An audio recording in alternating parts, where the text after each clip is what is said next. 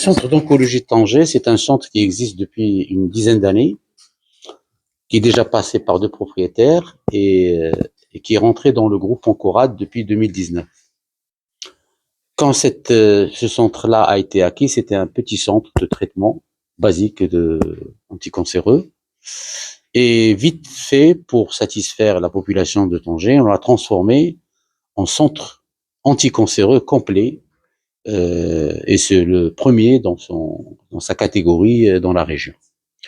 Ce centre a subi, je dirais, un upgrading de l'offre de soins. Aujourd'hui, dans ce centre, il y a tout ce qu'on peut imaginer comme traitement dans le domaine de la cancérologie, la greffe de moelle, la médecine nucléaire, la radiothérapie de haute performance.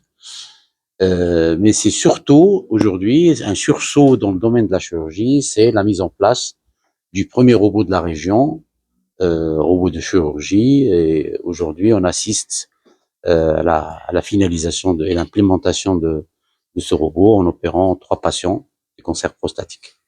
Docteur Akram Boujdoubi, je suis oncologue, cancérologue, je suis le directeur médical de la clinique d'oncologie de Tanger.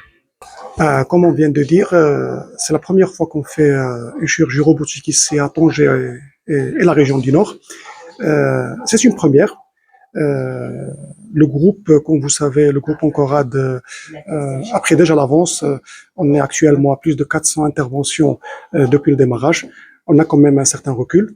Je pense actuellement, on est dans la mesure de se positionner comme un centre de référence. On est un centre anticancéreux, mais aussi le fait d'installer un robot chez nous. La première fois, c'est pas la première fois qu'on fait une chirurgie robotique ici à Tanger, c'est la deuxième fois. La première fois, c'était une sorte d'essayage. Cette fois-ci, on a ramené un robot sur place. Ça va nous permettre, Inch'Allah, de réaliser des chirurgies robotiques dans le futur. Cette fois-ci, on a opéré la prostate, mais dans l'optique, c'est généraliser ça à d'autres chirurgies, que ce soit la chirurgie viscérale, la chirurgie gynécologique ou bien la chirurgie urologique. Actuellement, il n'y a pas de prise en charge. On parle d'une chirurgie qui est assez à la pointe, une chirurgie qui est assez délicate.